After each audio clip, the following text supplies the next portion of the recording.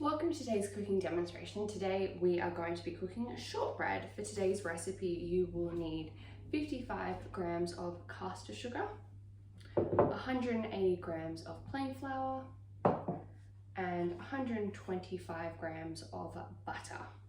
So to begin today's recipe, I am going to just cube my butter.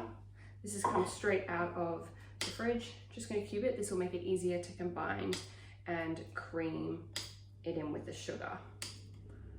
So just roughly chopping it, and then we're going to add it into the bowl. You'll also notice that on my bench I have out a baking tray that is lined with baking paper. Okay, now that that's cute, I'm adding it into my bowl, and into the bowl as well is going to go in the sugar.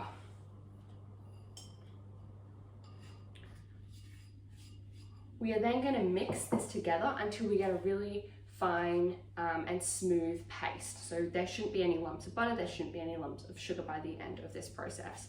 So just using a spatula, a wooden spoon, you could even use a handheld mixer to do this process, but we're going to just incorporate the butter and sugar together. Okay. Our butter and sugar is all combined together. I have a very smooth paste. The next step is now to add in our flour.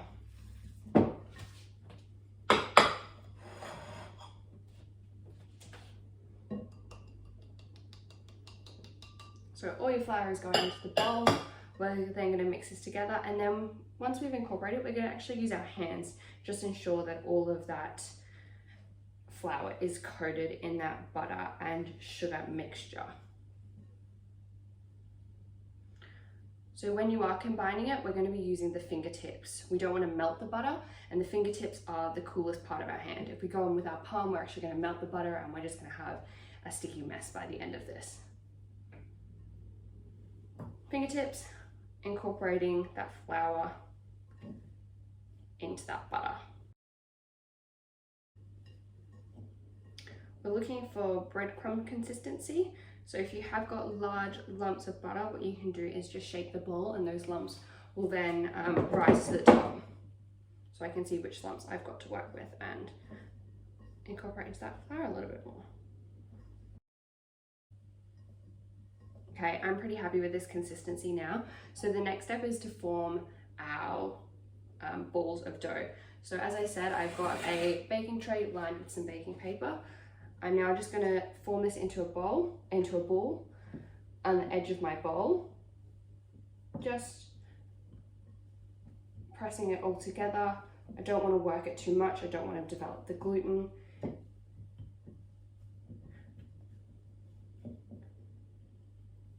And then I'm just going to break off and roll small balls and place them onto my lined baking tray. So about a tablespoon worth, rolling it. Again, I don't want to handle it too much. I don't want the butter to melt within that mixture.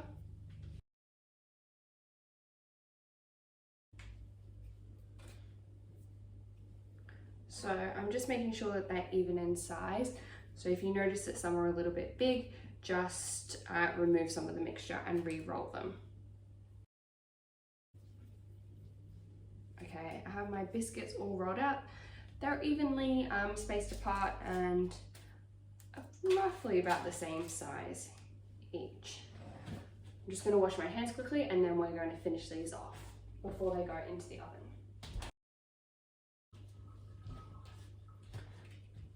Okay, I'm now just grabbing a clean fork, and I'm going to just press down gently on each of our balls of dough just to flatten them out.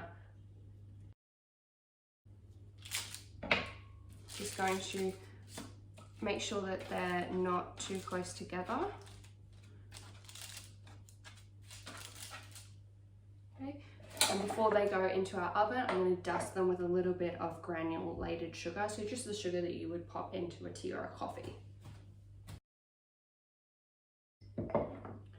Okay, our biscuits are ready to go into the oven. We're going to place them in an oven at 190 degrees, and these will cook for around 15 to 20 minutes. Keep an eye on them. Once they're an even golden brown, remove them, let them cool, and then they're ready to eat. So into the oven they go. Just taking the biscuits out of the oven, they took about 15 minutes. You'll see that the sugar on top has slightly dissolved.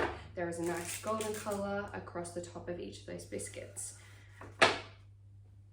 So I'm just going to remove them from the hot baking tray to a serving plate, and then they're ready to eat.